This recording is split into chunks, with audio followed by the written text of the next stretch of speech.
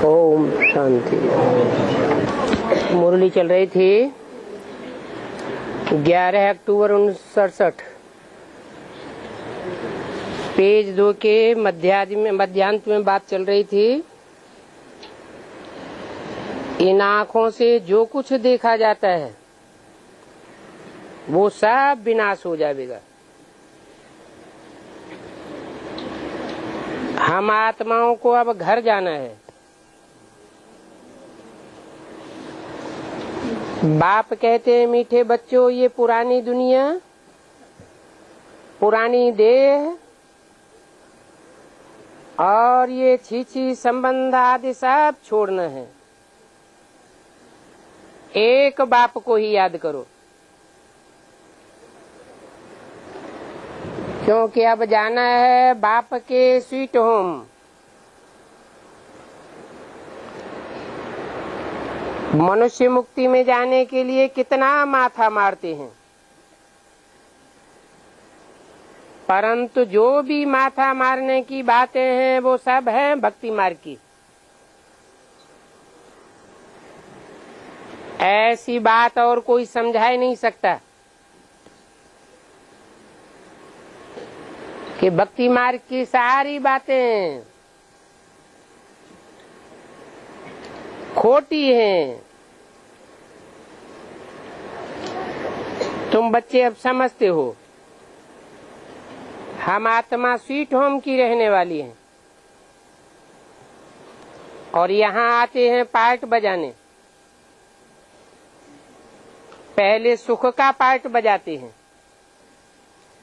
फिर दुख का पार्ट बजाना है। ऐसा क्यों होता है?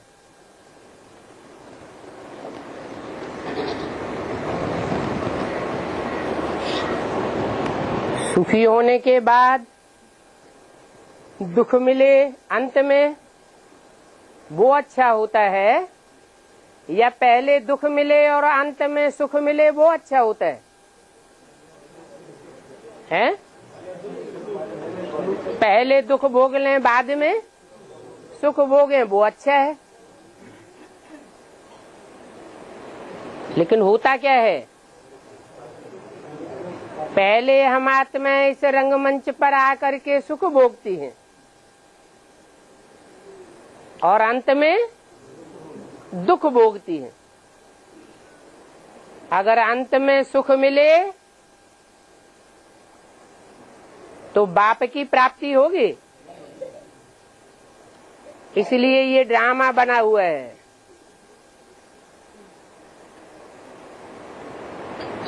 दुख में सुमिरन सब करें, सुख में करे न कोई।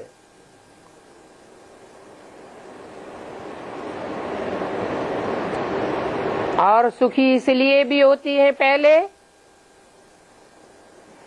कि बाप से, बाप के घर से उतरी हुई आत्मा सुखी सतो प्रधान होनी चाहिए या दुखी होनी चाहिए? सुखी होने चाहिए। नहीं तो बाप के घर से आने का क्या फायदा हुआ? तो बोला,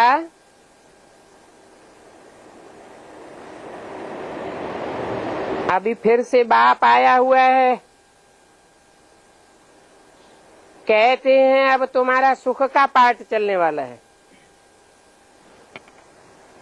और तुम कैसे चक्कर लगाते हो वो भी सुनाते हैं। इस शरीर से ही पाठ बजाते हो।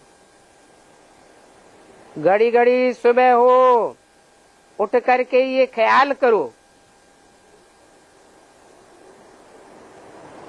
बाबा तुम बच्चों को सुनाते हैं मैं ऐसे ऐसे करता हूँ। शिव बाबा तो ऐसे नहीं कहेंगे, ये कहते हैं मैं ऐसे करता हूँ। वो तो तुमको भी समझाता हूँ। अपन को आत्मा समझ, पुरानी दुनिया को छोड़ दो।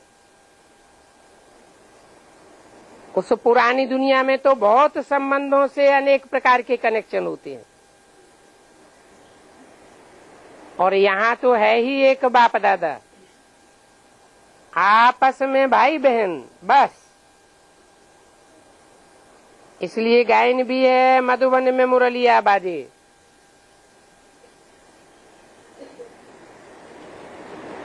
यहाँ मिठास वृत्ति भी है और जंगल जैसा एकांत भी है, बैराग वृत्ति भी है। इसलिए जरूर मधुबन में ही मुझे मुरली बजावेंगे और यहाँ ही आना पड़ेगा। वो भी समय आवेगा, फिर तुम्हारे में बहुत कशिश रहेगी। आत्मा जितना पवित्र होती जाएगी, कशिश बढ़ती जाएगी। प्योर आत्मा है, फिर झट उड़ने लग जाती है। सन्यासियों में कोई कशिश थोड़ी होती है, उनको भी पता नहीं पड़ता है कि हम कैसे जावेंगे। 11 अक्टूबर 1967 की वाणी का 3रा पेज। ये आत्मा तो बिल्कुल ही प्योर सुई बन जाती है, एकदम छोटी बिंदी है और एवर प्योर है। बाकी जो भी आत्माएं हैं उनको जंक लगी हुई है। समझानी कितनी मिलती है।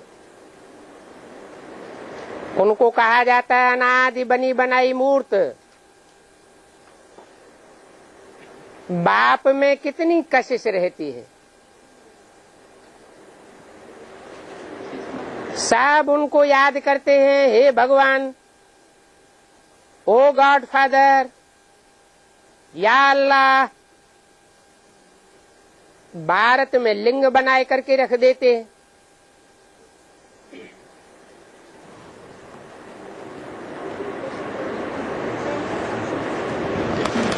मुसलमानों ने काबा में संगे असबद बना के रख दिया, लिंगाकार। क्रिश्चियंस कहते हैं गॉड इज लाइट। यहोवा नाम की अग्नि का रूप दे देते हैं। समझते कुछ भी नहीं है।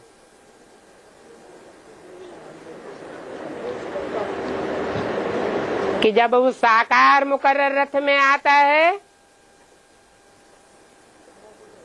तो ज्ञान की ऐसी लाइट बन जाती है, प्योरिटी की ऐसी लाइट का आकार बन जाता है कि सबको कशिश करता है। आत्माएं कितना याद करती है। सतयुग त्रेता में कोई याद नहीं करते हैं। क्यों नहीं याद करते हैं?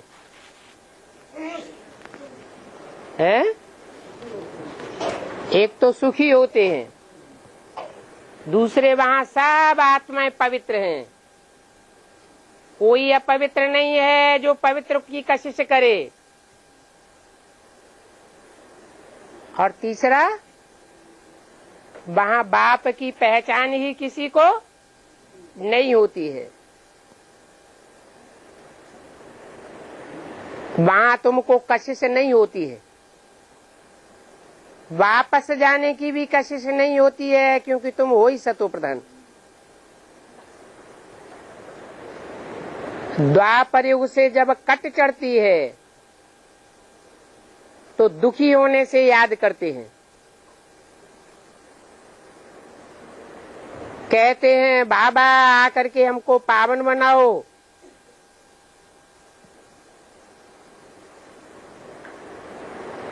अभी तुम प्योर बन रहे हो ना, तो जरूर बाबा आया हुआ है। और एक बार प्योर ही प्योर बना सकता है। तुम जानते हो पहले हमारी आत्मा भी प्योर थी, तब हम स्वर्ग के मालिक थे। फिर इम्प्योर बनने से दुख उठाते हैं। इतनी छोटी सी आत्मा शरीर के साथ कितना पार्ट बजाती है। अभी उन पर कट चढ़ी हुई है, तो वो कट उतरे कैसे?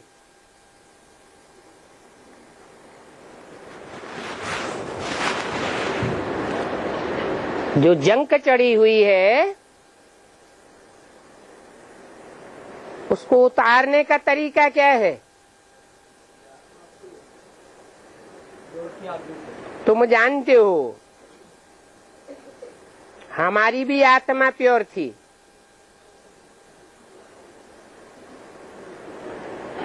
बाप आकर सहज युक्ति बताते हैं। कट को उतारने के लिए ऐसे को याद करो जिस पर कब कोई कट चढ़ती नहीं है, जो एवर प्योर है। परंतु एवर प्योर और एवर इम्प्योर का पता कैसे चले?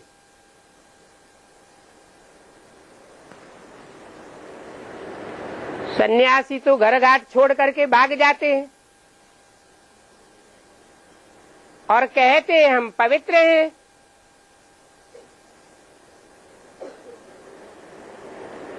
तो क्या उनकी पवित्रता पक्की हुई? ये तो कच्ची पवित्रता हो गई कि संग में रहेंगे तो नीचे गिर जावेंगे, पतित बन जावेंगे, दूर रहेंगे तो पावन बन जावेंगे। ऐसे तो कोई भी जेल में रहने वाला 10 साल का कैदी भी कहेगा कि हम 10 साल से पवित्र हैं। फिर तो उसका भी पूजन होना चाहिए। पता तब चलता है जब संग में रहते हुए भी, घर गृहस्थ के वातावरण में रहते हुए भी पतितपने की कोई कट नहीं चढ़े।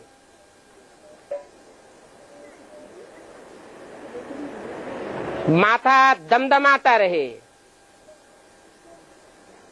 चेहरे में रूहानियत दिखाई पड़ती रहे,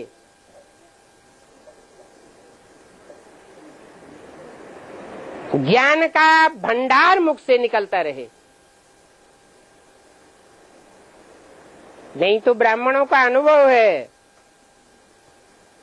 जब जब माया पसारा डालती है, अपवित्र बनाती है, नीचे गिराती है, तो ज्ञान बुद्धि से उड़ जाता है।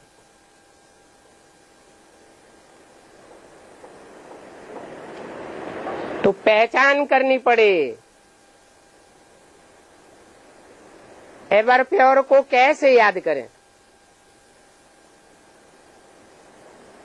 बाप कितनी आकर के सहज युक्ति बताते हैं, और ये बहुत सूक्ष्म बात है। जितना ऐसे बाप को याद करेंगे तो जंक निकलती जाएगी।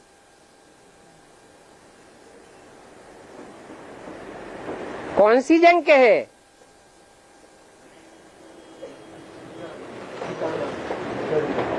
अनेकों के संग के रंग से जो भी देह अभिमान की कट चढ़ी हुई है वो जंक उतर जाएगी। बाप कहते हैं इसलिए मुझे एक को याद करो जो निष्पाप है, निष्कलंक है। बाकी बुद्धि में जो भी शास्त्रों का भूसा भरा हुआ है वो सब निकाल दो। ये गुरुओं के मंत्र आदि सब छोड़ दो। और इन गुरुओं को भी मारो गोली। कौन सी गोली? तो दोनालू में से निकाल दो। बाप किसको कहते हैं? इन गुरुओं को मारो गोली, ये किसको कहते हैं? देह अभिमानियों को नहीं कहते हैं। किसको कहते हैं? आत्माओं को कहते हैं। आत्माओं को ही समझाते हैं। आत्मा कितनी छोटी बिंदी है। आत्मा प्योर है तो सतयुग त्रेता में रहती है। यहाँ इस पतित दुनिया में तो कोई भी प्योर आत्मा रह न सके।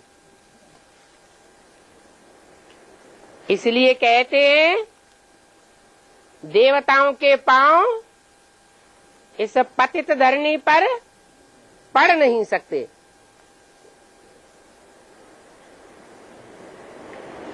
बाप कहते हैं इस संगम पर ही आकर हम सबको प्योर बनाता हूं। कौन कहते हैं? अम्मा नहीं कहती है।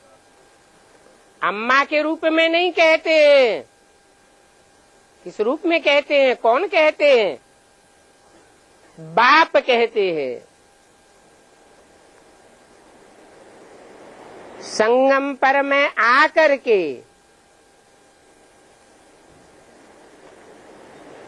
और फिर सबको प्योर बनाता हूं। एक भी मनुष्य आत्मा नहीं रह जाती जो पवित्र बने बिगड़ जा सके।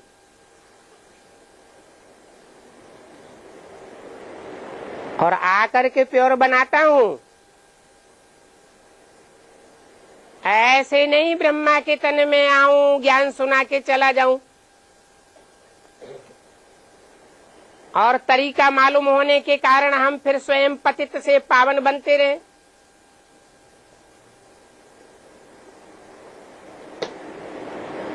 प्योर बनेंगे तभी मुक्ति, जीवन मुक्ति के लायक बनेंगे।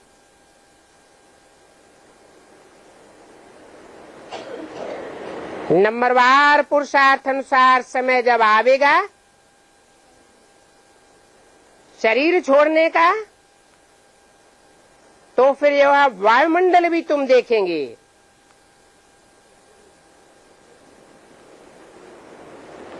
क्या वायुमंडल देखेंगे?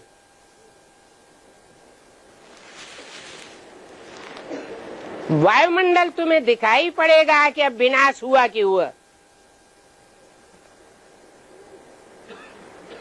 नेचुरल कैलेमिटीज का भी तुम साक्षात्कार करेंगे।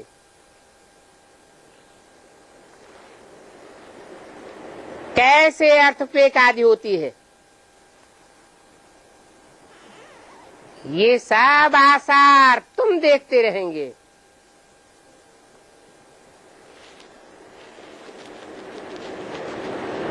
जैसे आंधी तूफान आना होता है तो चिड़ियों को पता लग जाता है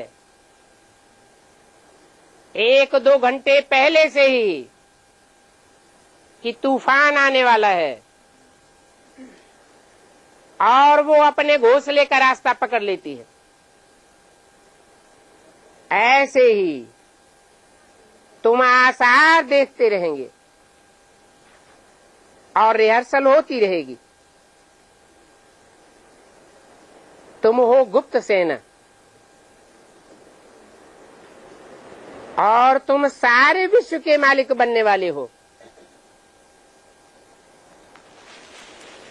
बाप तुमको युक्ति बताते हैं माया पर जीत कैसे पाना है। तुम जानते हो शिव बाबा है रचयिता।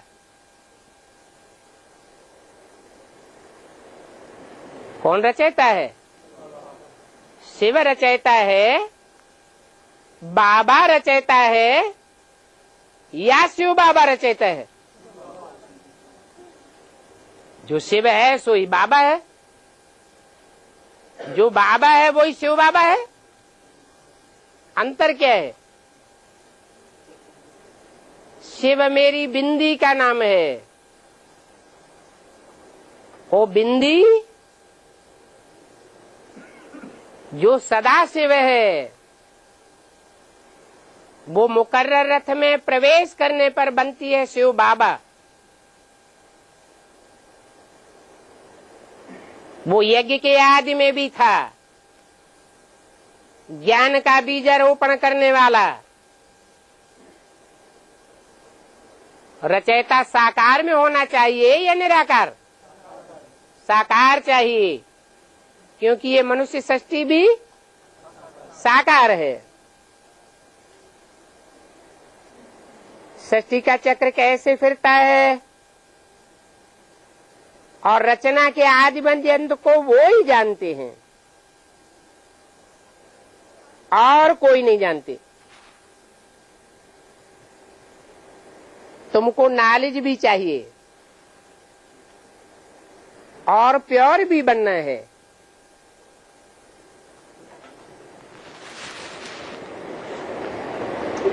प्योर बन करके फिर स्वर्ग में जाए राज्य भी करेंगे। इसके लिए वर्ल्ड की हिस्ट्री ज्योग्राफी बाप समझा रहे हैं। ये है बेहद की बात। सतयुग के लक्ष्मी नारायण बेहद के मालिक थे ना। सतयुग में इन्हों का ही आदि सनातन देवी देवता धर्म था।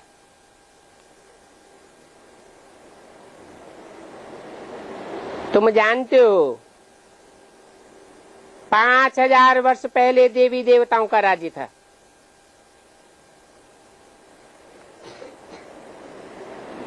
और 2500 वर्ष तक इन्हों की राजाई थी। बाकी आधा में आते हैं और धर्म वाले। फिर तुम्हारी उतरती कला होती है। फिर तुम्हारी चढ़ती कला कब होती है? द्वापर कलयुग में होती है उतरती कला, और सतयुग में तुम राजाएं बनते हो देवी देवता सनातन धर्म के। फिर चढ़ती कला कब होती है? संगम युग पर होती है तुम्हारी चढ़ती कला। उतरती कला नहीं होती है, हैं? झूठ बोलते हैं? चढ़ती कला तेरे बहाने सर्व का भला, ये निशानी है। जब हमारी आत्मा की चढ़ती कला होगी तो क्षणे क्षणे दूसरी आत्माओं का कल्याण किए बगैर रह नहीं सकेंगे। ये है चढ़ती कला की निशानी। अगर हमारी चढ़ती कला नहीं होती है तो हम दूसरों की भी चढ़ती कला नहीं कर सकेंगे। अभी ही तुम उतरती कला और चढ़ती कला को जानते हो। तुम लिखते भी हो भारतवासियों की उतरती कला और चढ़ती कला। अभी तुम मनुष्य से देवता बनते हो।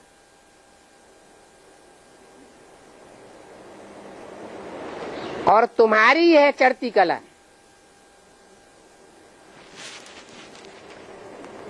फिर 84 का चक्र जरूर लगाना है। चढ़ती कला से उतरती कला होती है। तो ये सीढ़ी कितनी अच्छी है। इनको अच्छी रीति समझ जावेंगे तो फिर चढ़ती कला के लिए जरूर पुरुषार्थ करेंगे। आत्माएं प्योर बन करके फिर भाग जावेंगी। इसलिए गाया जाता है सेकंड में जीवन मुक्ति। बाप को बच्चा हुआ और वारिसदार बना।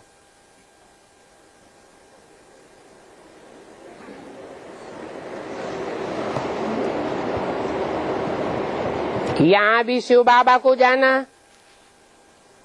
और स्वर्ग का मालिक बना। बाकी मैनर्स भी अच्छे चाहिए। इस समय मनुष्यों की क्वालिफिकेशन अच्छी नहीं है। तुम जानते हो, अपन को आत्मा समझ बाप को याद करने से जो बैड क्वालिफिकेशन है वो बदल जाएगी। बैड क्वालिफिकेशन आती है अपन को देह समझने से।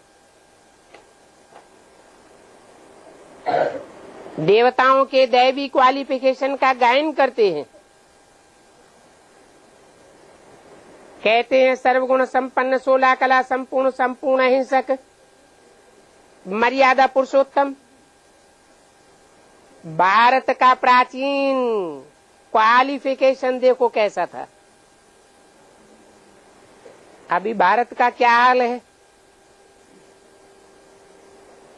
बाप आते हैं फिर से क्वालिफिकेशन प्राप्त कराने, और धर्म वाले तो क्वालिफिकेशन से समझ नहीं सकेंगे।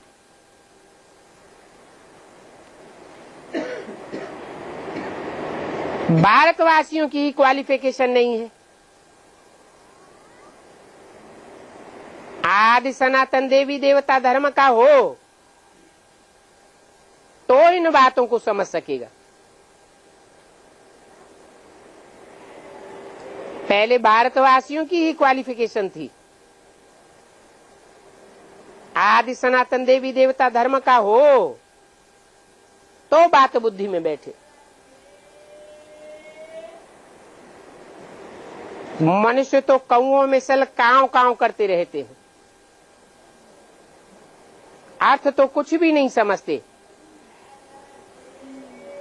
अभी बाप तुम्हारी बुद्धि में सारी नॉलेज भर देते हैं और बार बार समझाते हैं। याद की यात्रा पर पूरा अटेंशन देना है। याद में रहने से कभी तुम्हारा उल्टा कर्म नहीं होगा।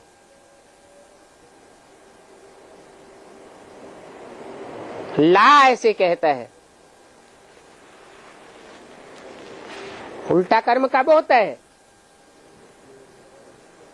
जब अपन को देह भान में महसूस करते हैं तो उल्टा कर्म रावण कराई लेता है। अपन को अशरीरी समझते हो तो उल्टा कर्म बनेगा नहीं। अशरीरी होने से उल्टा काम होगा ही नहीं। बाप को याद करने से विकर्म विनाश होंगे। युक्तियां तो बहुत समझाते रहते हैं। टाइम भी बच्चों को बहुत मिलता है पुरुषार्थ करने के लिए। कितना टाइम मिलता है?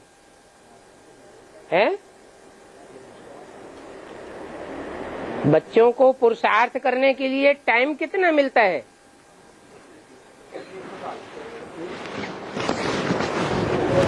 बच्चों को नंबर वाले बच्चे कितने हैं? बाप के आत्माभिमानी होकर रहने वाले, आत्मिक रूप में स्थित होकर रहने वाले बच्चे कितने हैं? 4.5 लाख सालिग्राम। उनको पुरुषार्थ करने के लिए टाइम भी बहुत मिलता है। 11 अक्टूबर 1967 की वाणी का 4था पेज। अपन को आत्मा समझ बाप की याद में रहने की युक्तियां बतलाते रहते हैं। कहते हैं सवेरे उठ करके बाप की याद में बैठ जाओ। मनुष्य तो सवेरे उठकर भक्ति करते हैं, मंदिर में जावेंगे, माथा टेकेंगे, हाथ जोड़ेंगे।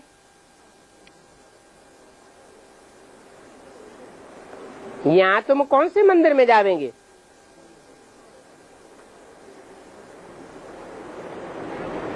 यहाँ माथा टेकेंगे क्या? नहीं, माथा टेकने का मतलब क्या है? हाँ, बाप की श्रीमत के आगे अपनी बुद्धि को, माथा को टिकाए देना चाहिए। अपनी मनमत या मनुष्यों की मत पर नहीं चलना चाहिए। कौन से मंदिर में जाने की बात है? हैं? हमारे मन का अभी दर कौन सा है? दर माना दरवाजा।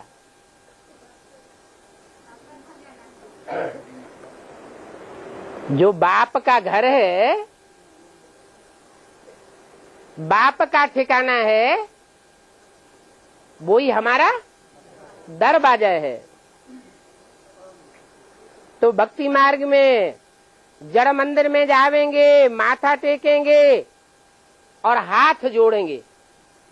यहाँ शूटिंग कैसे होती है? हाथ जोड़ने की। हमारा बुद्ध रूपी हाथ बाप के बुद्ध रूपी हाथ से मिल जाता है। माने हमारी बुद्धि में जो बात आती है, जो संकल्प आता है, वो बाप की बुद्धि का संकल्प हमको टच होता है। दूसरा संकल्प मात्र भी टच नहीं होता। भक्ति मार्ग में तो जहां मंदिर देखा, सर जरूर नीचा करेंगे।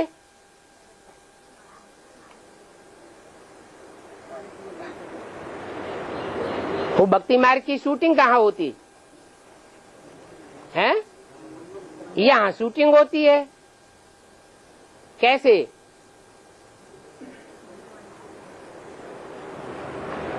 हैं? यहाँ शूटिंग कैसे होती है? हाँ, बाप का जो शरीर रूपी घर है, वो क्या है? मंदिर है।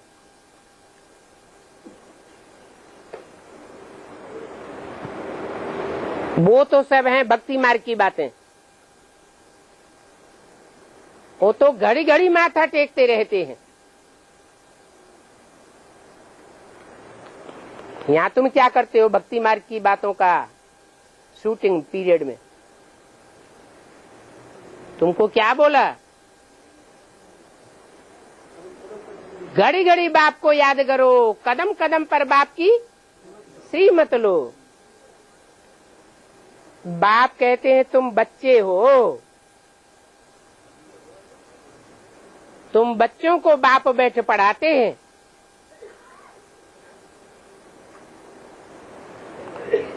भक्ति मार्ग की रस्म भी खत्म कर देते हैं।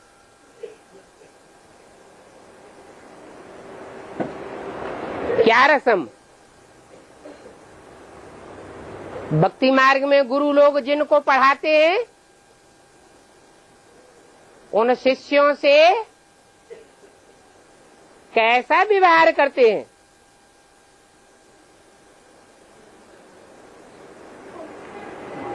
हैं? जैसे दास दासी होते हैं ना, ऐसा व्यवहार करते हैं।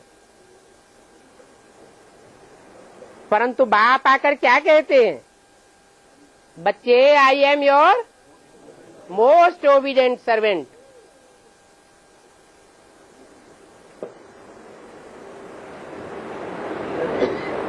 मुझे ही तुम बच्चों के आगे नमस्ते करना पड़े।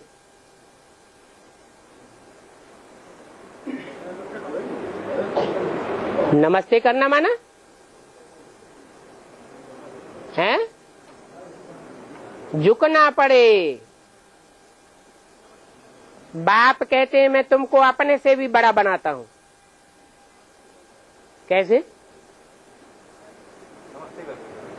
नमस्ते करने से बड़ा हो जाता है? हैं?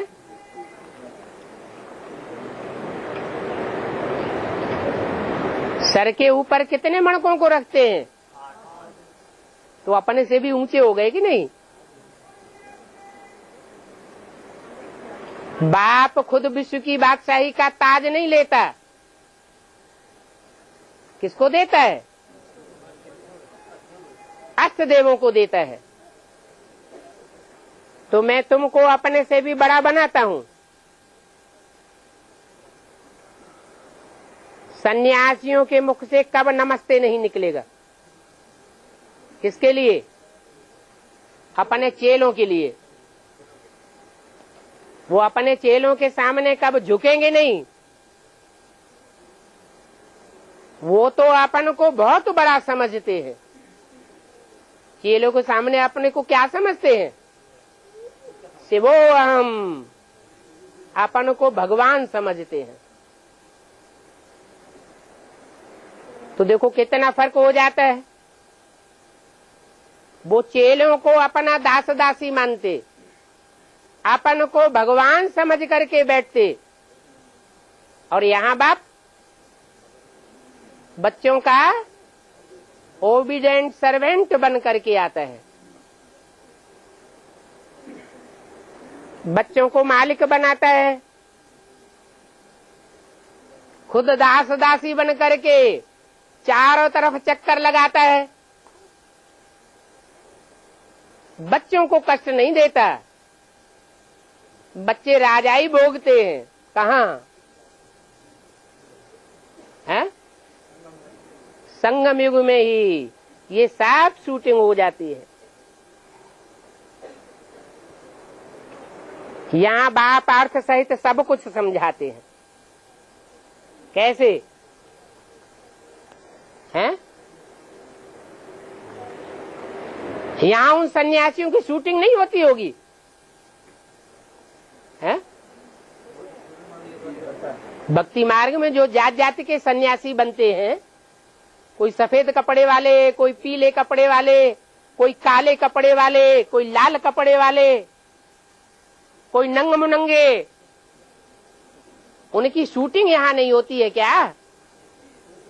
यहाँ भी उनकी शूटिंग होती है। बेसिक नॉलेज में भी शूटिंग होती है और एडवांस नॉलेज में भी शूटिंग होती है। तो बाप अर्थ सहित बैठ समझाते हैं। गायन भी है, परमपिता परमात्मा निराकारी है, निरहंकारी है। वह जब आए शरीर में बैठे तब तो अपना परिचय देवे। अभी तुम प्रैक्टिकल में देखते हो कि वह कैसे निराकारी, निरहंकारी और निर्विकारी बनकर पार्ट बजाता है।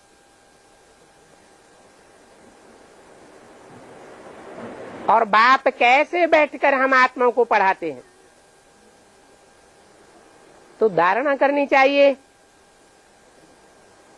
यहाँ तुम सब हो बाप के बच्चे। बाप कहते हैं मेरे बच्चों को हाथ जोड़ने की दरकार नहीं, न पांव पड़ने की दरकार और न हाथ जोड़ने की दरकार। घर में बच्चे हाथ जोड़ते रहते हैं क्या? तुम तो बच्चे हो, खेलो कूदो, और बाप को जितना याद करेंगे उतना विकर्म विनाश होंगे। ये बहुत सहज भी है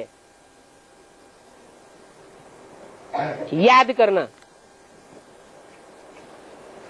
और फिर बहुत डिफिकल्ट से डिफिकल्ट भी है। ये क्या याद करना सहज कैसे होता है और डिफिकल्ट क्यों बन जाता है? बाप की श्रीमत पर चलने वालों के लिए सहज ते सहज है, और जो अपनी मनमत चलाते हैं, मनुष्यों की मत पर चलते हैं, उनके लिए डिफिकल्ट हो जाता है। तो धारणा करनी चाहिए।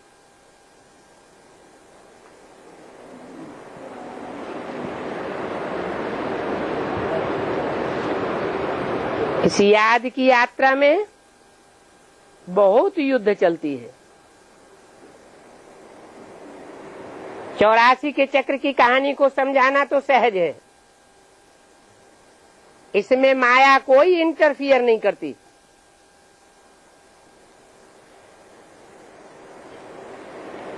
क्यों? इसमें माया इंटरफियर क्यों नहीं करती?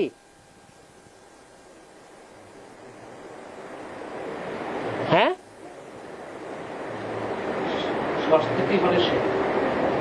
क्योंकि माया है भक्ति का फाउंडेशन डालने वाली, और बाप है ज्ञान का फाउंडेशन डालने वाला।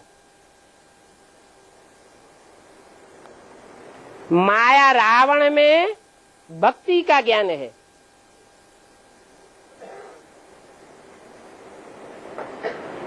उसको ज्ञान ही नहीं कहेंगे। जब ज्ञान है ही नहीं तो इंटरफियर क्या करेगी?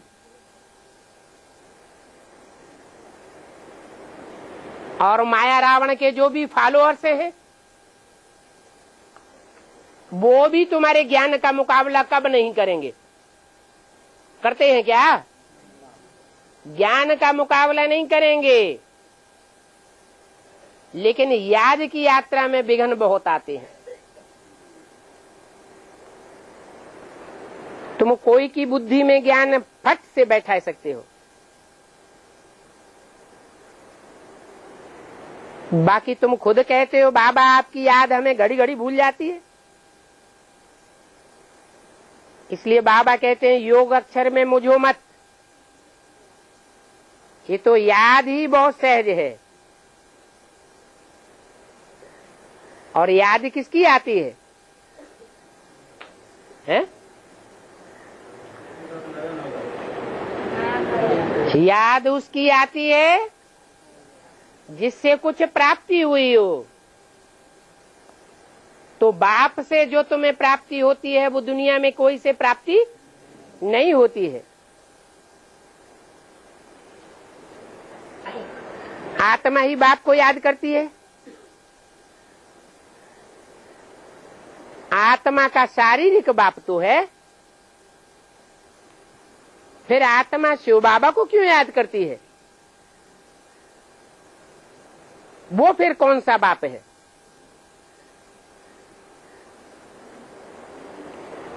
हैं? जिस शिव बाबा को याद करती है वो शिव बाबा आत्माओं का भी बाप है और मनुष्य शक्ति का भी बाप है। तो समझते हैं बरोबर, हम आत्माओं का तो वह बाप है, वो है बेहद का बाप।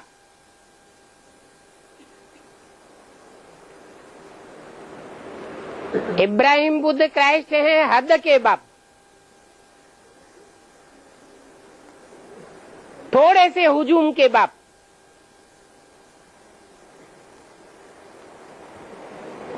तो जो हद के बाप हैं उनसे हद का वर्षा मिलता है और बेहद के बाप से बेहद का वर्षा मिलता है। बाप कहते मैं हर 5-4 वर्ष बाद आता हूं। कितना अच्छी रीति बैठ समझाते हैं। जब सब हद के बाप अपना अपना करिश्मा करके दिखाई देते हैं तो अंत में फिर मैं आता हूं। वो हद का वर्षा देने वाले और ये बेहद का वर्षा देने वाला।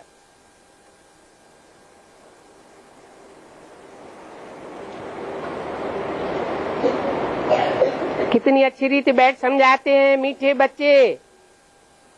आगे भी तुम बाबा बाबा कहते थे, पहले सिर्फ कहते थे, पहले कहते थे लेकिन भक्ति मार्ग में तुमको मिला नहीं। कहाँ की बात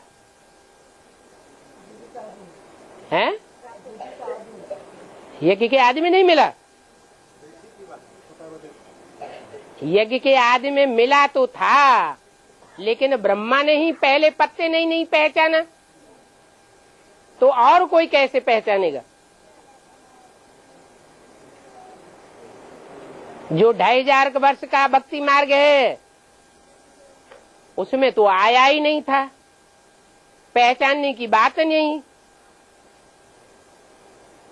और यहाँ ब्राह्मणों की संगमयुगी दुनिया में ब्रह्मा के तन में आया भी था, लेकिन मां बन करके आया था। अभी बाप तुमको प्रैक्टिकल में मिला है। उस समय प्रैक्टिकल में क्या मिली? मां मिली थी। प्रैक्टिकल में मां मिली या सिर्फ कहने की बात थी? प्रैक्टिकल में मां मिली। और अभी तुमको प्रैक्टिकल में बाप मिला है। प्रैक्टिकल माना क्या? साकार में शरीर के साथ मिला। तो तुमको बाप ऐसा सर्वगुण संपन्न बनाते हैं। जरूर बाप ने ही यह लक्ष्मी नारायण के गुण तुम्हारे अंदर भरे होंगे। अगर बाप ही में ही कोई अवगुण है तो बच्चों में भी ऐसा होगा।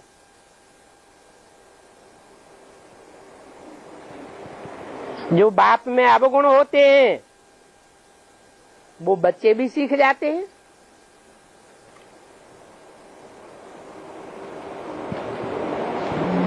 बाप खुद भिखारी है तो बच्चों को भी काम कटारी चलाना सिखाते हैं।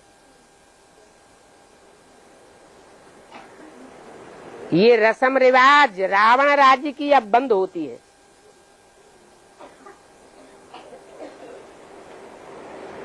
क्योंकि अब तो राम राज्य स्थापन होता है। लोक लाज कुल की मर्यादा अब खत्म होती है। चित्रों में कितना क्लियर करके दिखाया है। सतयुग है दिन, कलयुग है रात। तो देखो कितना फर्क हो जाता है। वो है सुख और वो है दुख। अभी ये है तुम्हारा पुरुषोत्तम संगम युग। वहां तमो प्रधान होते हैं, यहाँ सतो प्रधान बन जाते हैं। तो संगम युग पुरुषोत्तम युग हुआ। और इन बातों को समझेंगे भी वही जिन्होंने कल पहले समझा है। नंबरवार पुरुषार्थ अनुसार देवताओं की अब सैंपलिंग लग रही है। क्या सैंपलिंग लग रही है?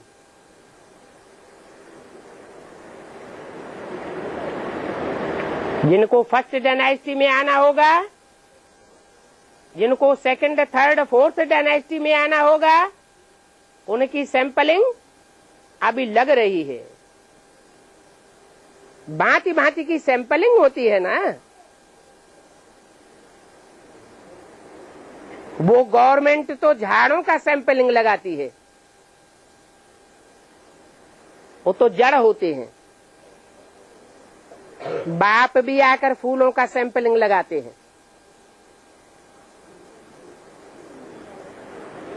कहते हैं ये किंग फ्लावर्स हैं और ये क्वीन फ्लावर्स हैं।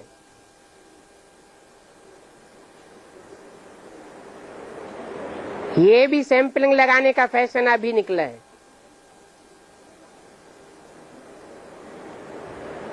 कब से? जब से बाप आए हैं तब से ये सैंपलिंग लगाने का तांता चला है।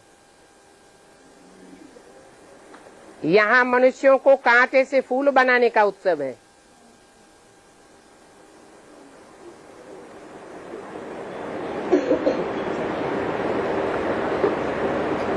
वहाँ वो सब मेले लगते रहते हैं।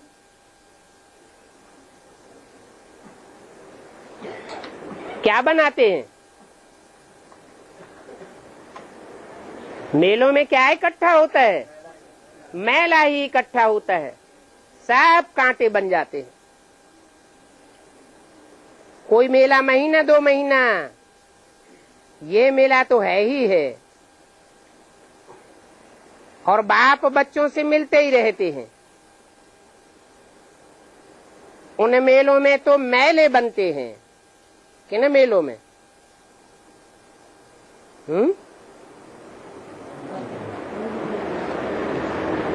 जो नदियों का मेल होता है और वहां मनुष्य जाकर के इकट्ठे होते हैं, वो मेले तो मेले बनाने वाले हैं। और यहाँ तो बाप और बच्चों का मिलन मेला होता है।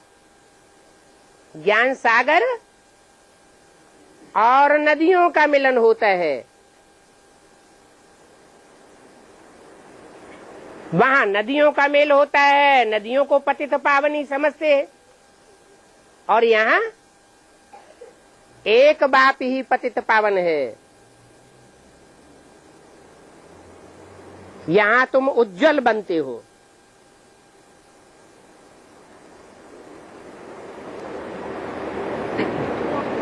इन देवताओं जैसे उज्जवल बन जाते हो और फिर विश्व का मालिक भी बनते हो।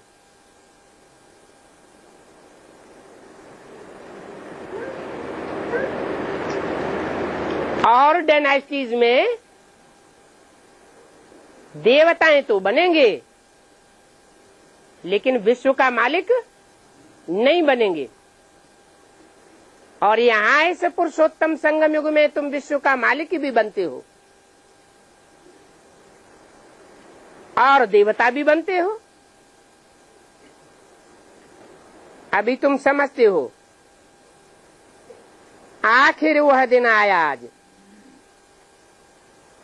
हम फिर से बाप से वर्षा लेने आए हैं। बाप राजयोग सिखाए रहे हैं। ऊंच ते ऊंच बाप ही आए, सबको पूज्य बनाते हैं। शंकराचार्य भी देखो पुजारी है ना। ये बात तुम अखबारों में भी डाल सकते हो। जो खुद ही पुजारी है, वो फिर दूसरों को पूज्य कैसे बनावेगा? अपन को पूज्य कैसे कह सकते हैं? बाबा ने समझाया है, तुम स्टैंप भी बनाओ। किसका स्टैंप बनाओ? हैं? और गवर्नमेंट में तो स्टैंप बनाते रहते हैं मनुष्यों के, देहधारियों के, गुरुओं के, नेताओं के। बाप किसका स्टैंप बनाने के लिए कहते हैं? त्रिमूर्ति शिव बाबा का स्टैंप बनाओ। उस पर समझाना है। क्या समझावेंगे? समझाओ। तुम विकारी भ्रष्टाचारियों के स्टैंप्स निकालते रहते हो।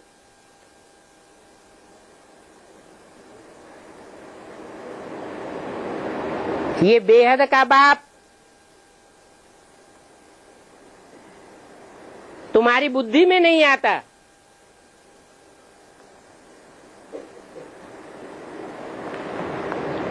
जिसका तुम कपड़े का झंडा बनाते हो यादगार में।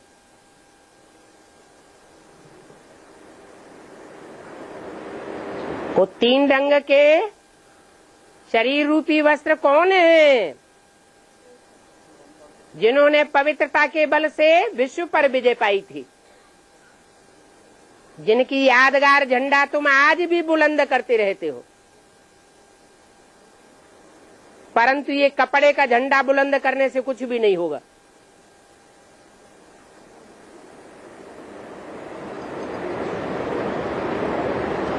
तो तुमको तो फिर त्रिमूर्ति बाप का निकालना पड़े। बाप बगैर त्रिमूर्ति किस काम की रहेगी?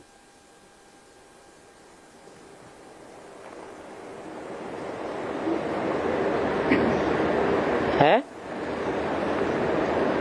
कौन सी त्रिमूर्ति और कौन सा बाप?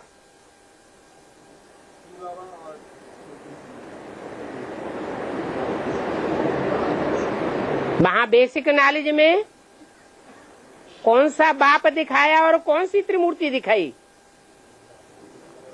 है?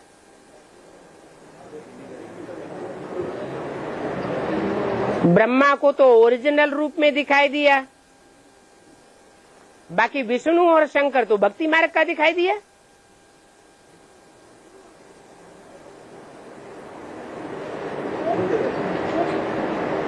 तो असली त्रिमूर्ति चाहिए। इसलिए बोला तुम बच्चों को त्रिमूर्ति का यथार्थ चित्र निकालना चाहिए। ये त्रिमूर्ति का चित्र यथार्थ नहीं है। क्यों यथार्थ नहीं है? क्योंकि तीनों ही मूर्तियों में जो फीचर है, चेहरा है, वो ब्रह्मा का ही डाल दिया है। क्योंकि जिस समय ये चित्र बनाए गए थे उस समय ब्रह्मा की पहली मूर्ति ही प्रत्यक्ष हुई थी। बाकी दो मूर्तियों का कोई को ज्ञान नहीं था।